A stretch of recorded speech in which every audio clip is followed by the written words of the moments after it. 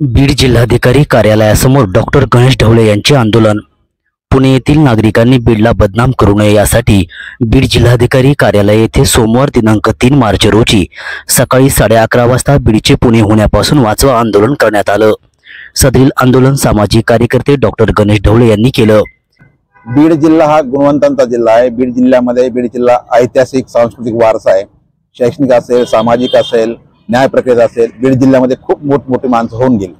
बीड जिल्ह्यामध्ये जे मसाजोगचं प्रकरण घडलं ते अत्यंत अमानुष आहे आणि त्यातील जे कोणी आरोपी जे आहेत त्यांना कठोर शिक्षा व्हायला पाहिजे अशी बीडकरांची मागणी आहे।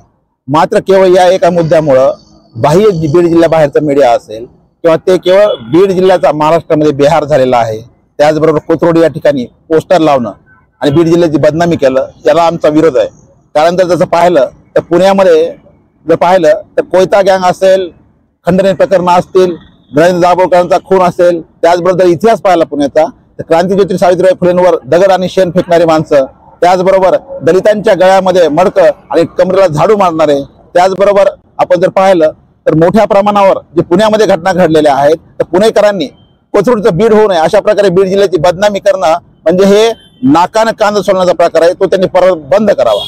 यावेळी बीड जिल्हाधिकारी यांना दिलेल्या निवेदनात म्हटलं आहे की बीडचे नाव नाहक बदनाम केले जात आहे, परिणामी जिल्ह्यातील नागरिकांना त्याचा फटका बसतो आहे, त्यामुळे बीडचे नाव बदनाम करू नये अशी मागणी निवेदनात करण्यात आली। यावेळी डॉक्टर गणेश ढवळे यांच्यासह आदी सामाजिक कार्यकर्ते सहभागी झाले होते।